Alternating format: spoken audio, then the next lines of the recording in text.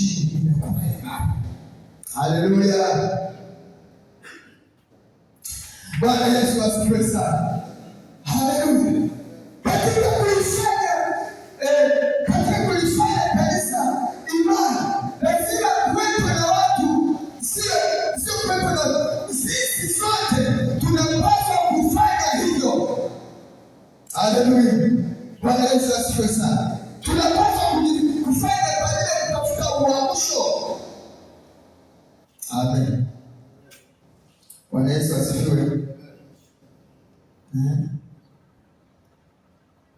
Akasema hivyo watafanya imara kwa miaka 3 ufalme wa Yuda na kumtia nguvu Yeroboamu mwana wa Sulemani, kwa maana muda wa miaka 3 wakaendelea njia ya Daudi. Haleluya na Sulemani. Bwana asifiwe sana. Bwana Yesu asifiwe sana. Mioyo ambayo inahitaji uamsho lazima itafute Bwana. Lazima tumtafute Bwana. Bwana Yesu asifiwe sana. Ni wapi tunapokosea? Ni pale ambapo tunamtafuta Bwana lakini sio kwa moyo mmoja. Haleluya. Bwana asifiwe watu wa Mungu.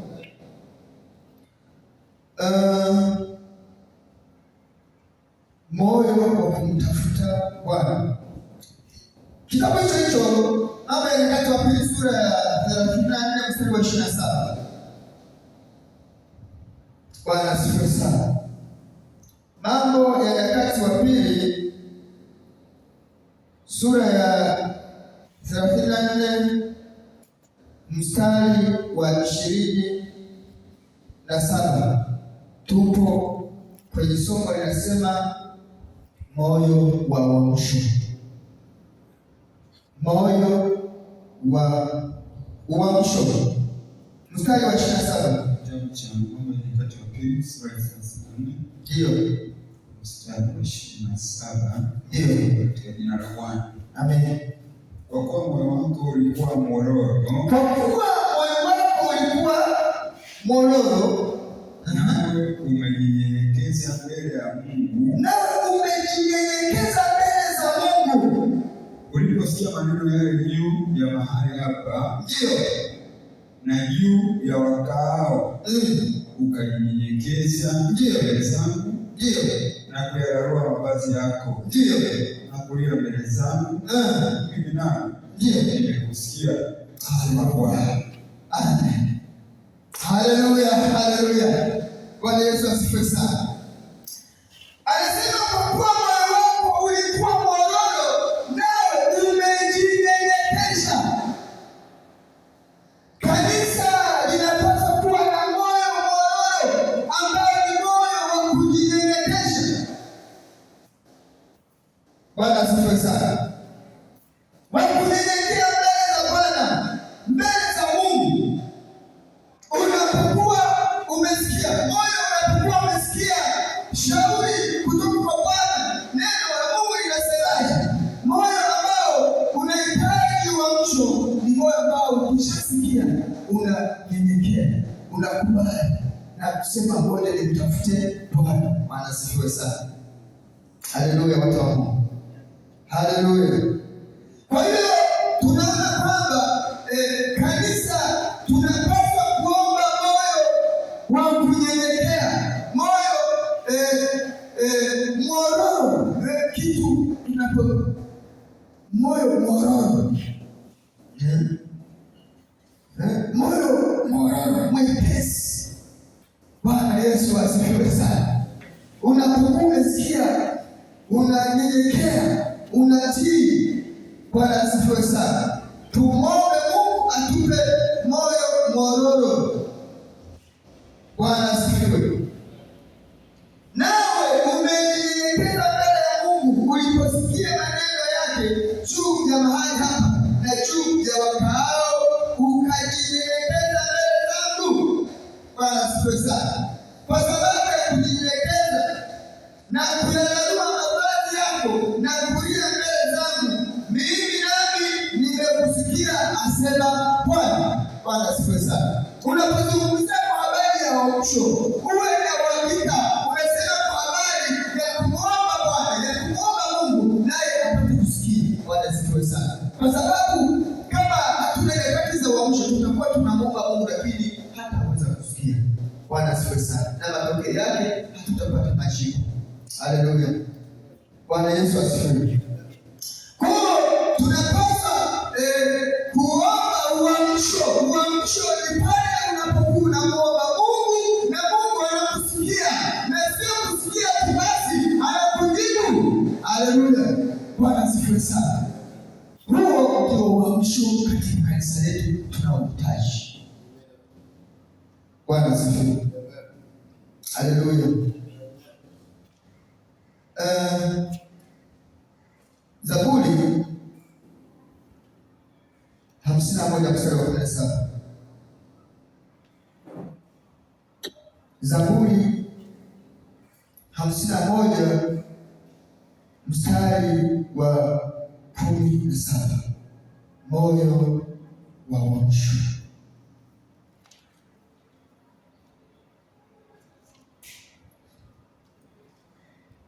Zaburi 51 ndio mstari wa ngapi? Mstari wa 17. Zaburi 51 17 tusome katika jina la Bwana. Ndio. Dhabihu za Mungu ni roho iliyovunjika, moyo uliovunjika na kupondeka. Mungu, utaudharau? Ndio. Uitendee mema Sayuni kwa radhi yako. Ndio. Uzijenge kuta za Yerusalemu. Haleluya. Mungu akubariki. Bwana Yesu asifiwe sana. Tuko tunajifunza moyo wa uamsho. Anasema dhabihu za Mungu ni roho iliyovunjika. Tumetoka kuona kwamba moyo wa uamsho unapaswa kuwa ni moyo mororo, moyo mnyenyekevu, moyo ambao ni rahisi kukubali kosa. Bwana asifiwe sana. Moyo ambao hauangalii. Unapokuwa umeambiwa kitu usiangalie. Haleluya. Unapokuwa unatafuta uamsho, lazima uwe na adabu ya kujinyenyekesha. Haleluya. Bwana Yesu asifiwe sana. Dhabihu za Mungu ni roho iliyovunjika, moyo uliovunjika na kupondeka. Mungu utaudharau. Anapokuwa ameona ndani ya kanisa watu kwa pamoja wameingia pamoja na kuwa na moyo mmoja, moyo wa kunyenyekea, hakika Mungu hataidharau kanisa. Bwana asifiwe sana. Bwana Yesu asifiwe. Moyo uliopondeka. Anasema utendee mema Sayuni kwa radhi yako, uzijenge kuta za Yerusalemu. Bwana asifiwe sana. Uzijenge kuta za Yerusalemu. Kuna kuta unapaswa kuzijenga. Kuna kuta tunapaswa kuzijenga katika imani yetu. Bwana Yesu asifiwe sana. Kuna kuta tunapaswa kuzitia nguvu. Bwana asifiwe. Tunapaswa kuzitia nguvu katika kuwa na moyo wa unyenyekevu, moyo uliopondeka, moyo ambao huna makuu, moyo ambao unanyenyekea, unakubali kiwepesi. Haleluya. Haleluya, watu wa Mungu. Sasa inafika mahali unakutana na mtu anakwambia, mimi simsikilizi mtu yoyote. Wewe ni nani? Mimi simsikilizi. Hakuna mtu mingi. Sasa watu kama wamekuwa wengi wenye mioyo hiyo kusema, mimi hakuna mtu ambaye anaweza kuniambia kitu. Mimi simsikilizi mtu. Mimi simsikilizi mtu. Wewe ni binadamu, wewe ni mtu. Unapaswa kuambiwa na binadamu wenzao. Bwana Yesu asifiwe sana. Lakini mtu mwenye moyo wa unyenyekevu, moyo wa kutafuta uamsho, anapokuwa ameambiwa lazima sikilize. Kitu gani? Nataka kujifunza kupitia kwa mtu huyu. Bwana Yesu asifiwe sana. Bwana Yesu asifiwe sana. Moyo wa kunyenyekea, moyo wa kukubali. Bwana asifiwe. Mathayo 5 mstari wa 3. Kitabu Mathayo 5 ule mstari wa 3.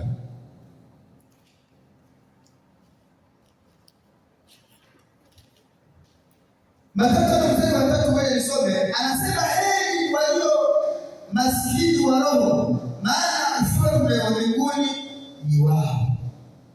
Bwana Yesu asifiwe sana.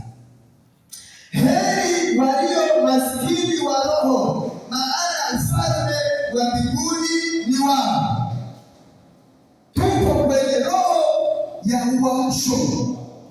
Tunapozungumzia uamsho, uamsho ni kuwa na ile roho ya kujinyenyekesha, ya kunyenyekea, ya kukubali. Moyo tumeona katika kile kitabu cha Zaburi, moyo mwororo, moyo mkunjufu, moyo ambao unasikiliza, moyo unayeadilika. Bwana Yesu asifiwe sana. Hao wenye mioyo kama hiyo ndio watakayepata uamsho. Bwana Yesu asifiwe sana. Ambao wanasikiliza, ambao wanaadilika, ambao wanafundishika, wanakubali kufundishika. Bwana Yesu asifiwe sana. Watu wenye mioyo ambayo hawajifanya kwamba wao ni wajuaji. Kuna watu wanajifanya kwamba wao ni wajuaji. Umwambii kitu. Haleluya. Bwana asifiwe sana. Anakwambia mimi uniambii kitu. Anakwambia mimi hatawe nani? Hatawe nani? Haleluya.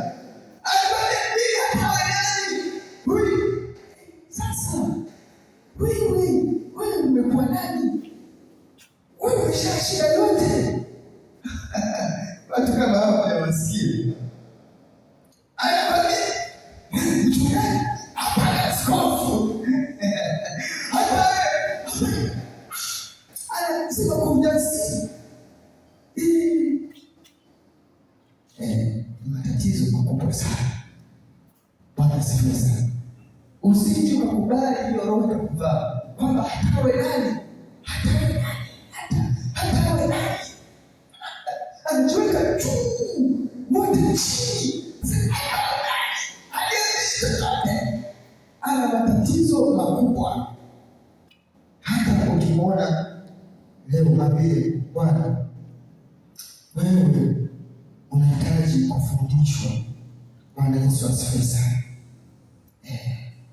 Kwa hiyo anasema heri walio na umaskini wa roho, wale ambao wamejitambua umaskini wao wa kiroho, wamejitambua kwamba mimi siwezi, pengine naweza kama nimekosea, sijue, napaswa kupata msaada kwa watu wengine wanisaidie. Bwana Yesu asifiwe sana. Haleluya watu wa Mungu. Sisi wote tunahitaji msaada. Mimi ninahitaji msaada kutoka kwako. Wewe unahitaji msaada kutoka kwangu. Wewe unahitaji msaada kutoka kwa jirani yako. Tunaishi kwa ajili ya kutimilizana. Yana basi ya watu, kuna mwingine anatokea anisaidie. Sasa nikisema kwamba mimi ni nani? Bwana Yesu asifiwe sana. Haleluya watu wa Mungu. Tunapaswa kutafuta uamsho katika kumrudia Bwana, katika kumtafuta tukiwa na mioyo safi, lakini tukiwa na moyo mmoja. Haleluya. Haleluya. Bwana asifiwe sana. Tumetoka katika kuangalia moyo wa kujinyenyekesha katika hili kipengele cha moyo wa mwisho. Twende kipengele cha pili, kinasema kuomba. Kuomba.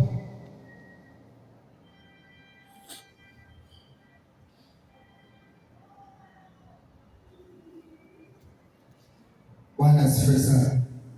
Maombi.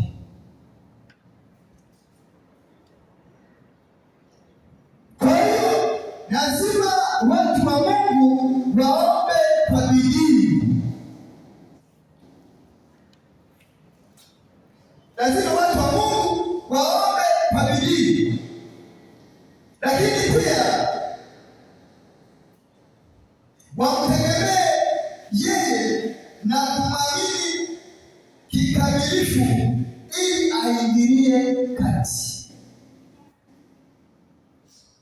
Haleluya. Luka 11 mstari wa 8 hadi mstari wa 13. 11 mstari wa 8 kama tunasema katika jina la Bwana. Haleluya.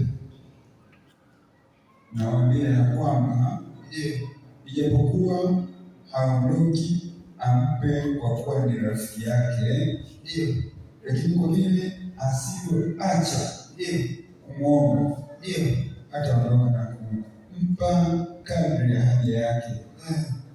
Nami nawaambia, ombeni nanyi mtapewa, tafuteni nanyi mtaona, bisheni nanyi mtafunguliwa. Haleluya. Bwana Yesu asifiwe sana. Haleluya. Tuko tunajifunza kwa habari ya kuomba. Kipengele kinasema kuomba. Lazima tufanye bidii katika kumwomba Mungu. Bwana asifiwe sana. Hapa alizungumza kisa mnakijua, yule aliyekuwa kenda kumwomba leo kesho akasema kwa sababu amenisumbua, kwa sababu hanipi nafasi, basi ngoja nimpe ili angalau nipate ahueni. Bwana Yesu asifiwe sana. Kwa hiyo na sisi tunapaswa kufanya bidii katika kumwomba Mungu. Haleluya. Tunapaswa kufanya bidii katika kumtafuta Bwana, katika kumwomba Mungu. Tunapokuwa tunafanya bidii, lazima kuna vitu tutavipata kupitia bidii ya maombi. Bwana asifiwe sana. Bwana Yesu asifiwe sana. Kwa katika kumtegemea Bwana, lazima tufanye bidii katika kumwomba.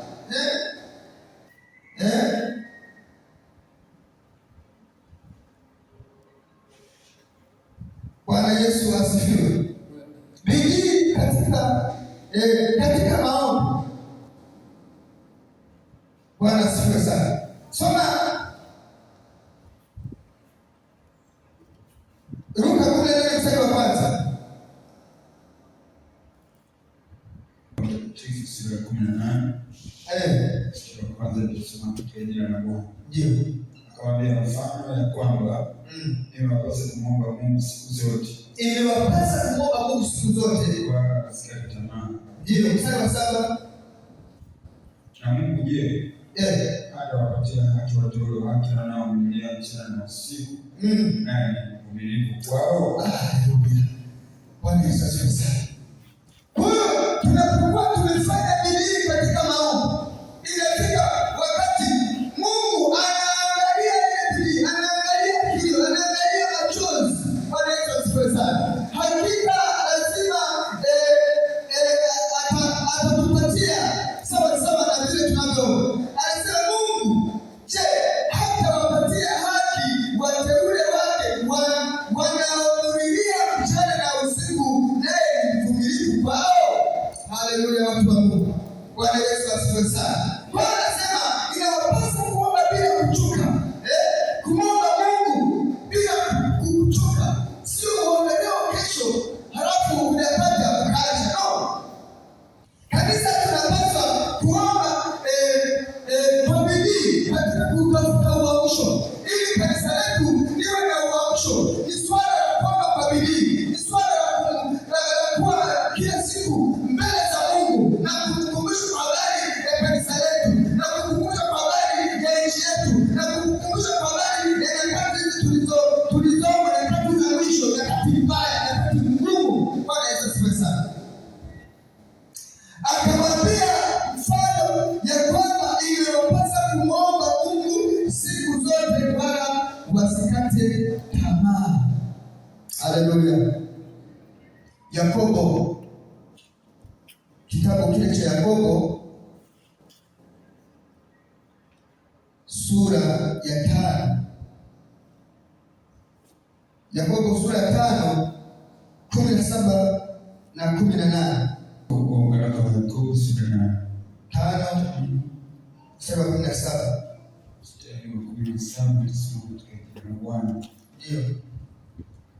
Elia alikuwa mwanadamu mwenye tabia moja na sisi. Ndio. Akaomba kwa bidii mvua isinyeshe. Ndio. Na mvua haikunyesha juu ya nchi. Ndio. Muda wa miaka 3 na miezi 6. Ndio. Akaomba tena, mbingu zikatoa mvua, nayo nchi ikazaa matunda yake. Haleluya. Bwana Yesu asifiwe sana. Hapo tunaona neno kwa bidii. Akaomba kwa bidii mvua isinyeshe. Na mvua haikunyesha juu ya nchi muda wa miaka 3 na miezi 6. Kwa sababu gani? Ameomba kwa bidii. Katika kuomba kwa bidii Mungu anasikia. Bwana Yesu asifiwe sana. Tuna muda mchache, tuna dakika hizo bado, ngoja tuone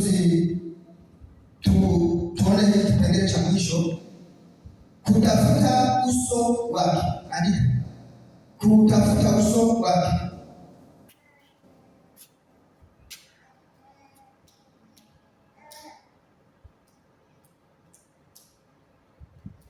Kutafuta uso wake.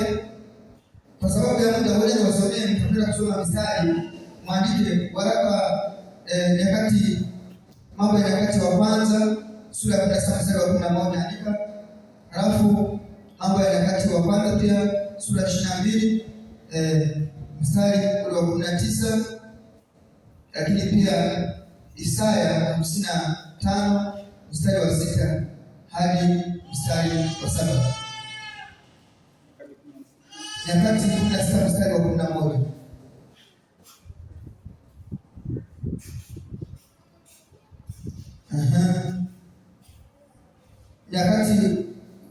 Mambo ya Nyakati wa Kwanza sura ya 22 mstari wa 19, alafu kipengele cha mwisho Isaya 55 mstari wa 6 hadi mstari wa 7. Mtakwenda kusoma, mtaona habari ya kutafuta uso wa Bwana, lakini naomba tuishie kwenye hiki cha mwisho kabisa, kuziacha njia zao mbaya. Kuziacha njia zao mbaya. Hapa nitaomba tusome Wafalme wa Kwanza, Wafalme wa Pili sura ya 17 mstari wa 13. Sura ya 17 mstari wa 13. Naendelea pale kidogo, tunasoma katika jina la Bwana. Amen. Pamoja na hayo, Bwana aliwashuhudia Israeli na Yuda kwa kinywa cha kila nabii na cha kila mwanawe, akisema, geukeni na kuziacha njia zenu mbaya, mkazishike amri zangu na hukumu zangu, sawa sana ile sheria yote niliyowaamuru baba zenu, ikiwapelekea kwa kinywa cha manabii watumishi wangu.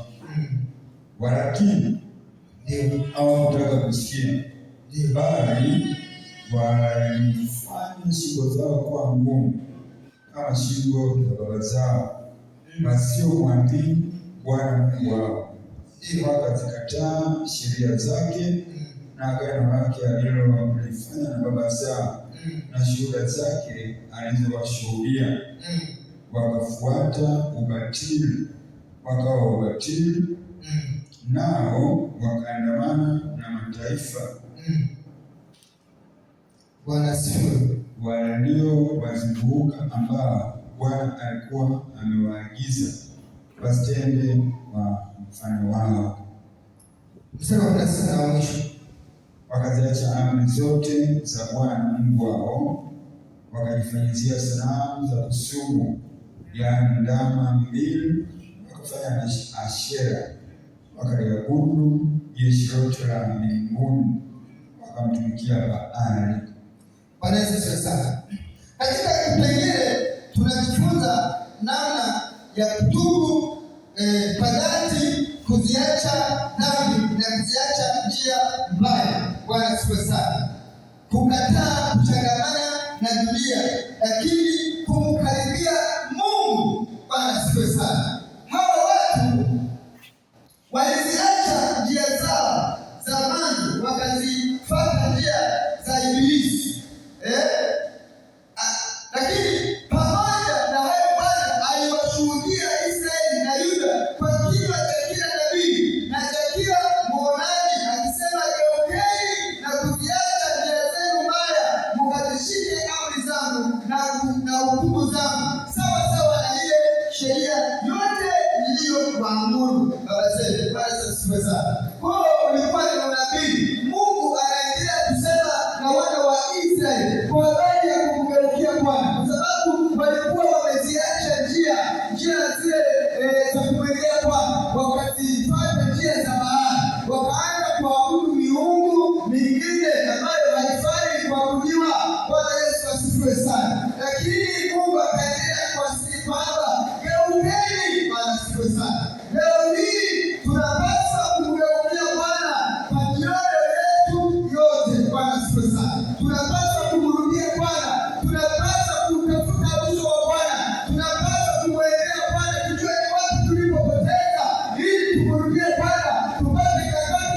kurudishwa. Bwana Yesu asifiwe sana. Nyakati za kurudishwa kwa mara nyingine tena.